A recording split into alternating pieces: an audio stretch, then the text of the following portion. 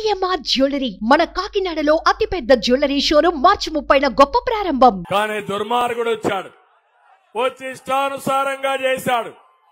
నమ్మించి మేము గొంతు కోసిన వ్యక్తి ఈ జగన్మోహన్ రెడ్డి.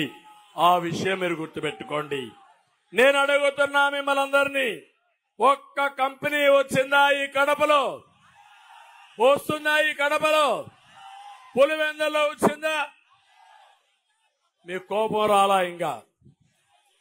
ఇంకా మన జిల్లా వాడనో, మన రెడ్డి అనో, మనవాడనో, లేకపోతే మన కులమో మన మతమనో ఇంకా మీలో ఉంది ఉంది ఉంది అది పోకపోతే మనకే నష్టం.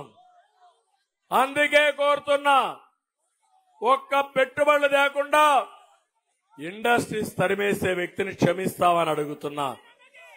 అసలు రాయలసీమ గురించి మాట్లాడే అర్హత ఈ ముఖ్యమంత్రికి ఉందా అని అడుగుతున్నా.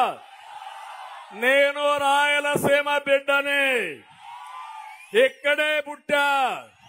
ఇప్పుడు హామీ ఇస్తున్నా, ఈ రాయలసీమని రతనాల సీమగా చేసే బాధ్యత నాది. చేస్తా, మీ రుణం తీర్చుకుంటా. కులాన్ని చూడొద్దండి, చెప్పిన విషయాలు అర్థం చేసుకోండి. మనం ముందుకు పోదాం. సీమను గాని హార్టికల్చర్ హబ్గా చేసి ఫ్రూట్ బాస్కెట్ గా చేయడం కోసం అనేక కార్యక్రమాలు చేశాం.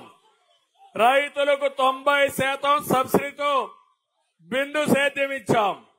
10 లక్షల ఎకరాలకు ఆ రోజు కనెక్షన్ ఇచ్చాం. ఇంకో పక్క 4,000 కోట్ల రూపాయలతో వ్యవసాయ పరికరాలు, ట్రాక్టర్లు సబ్సిడీ ఇచ్చాం. ఈ ముఖ్యమంత్రి ఒక్క పని చేసే పరిస్థితి లేడు. అందుకే ఈ రోజు మిమ్మల్ని అందరినీ ఒకటే కోరుతున్నా, ఈ రోజు మీరందరూ ఆలోచించాలి.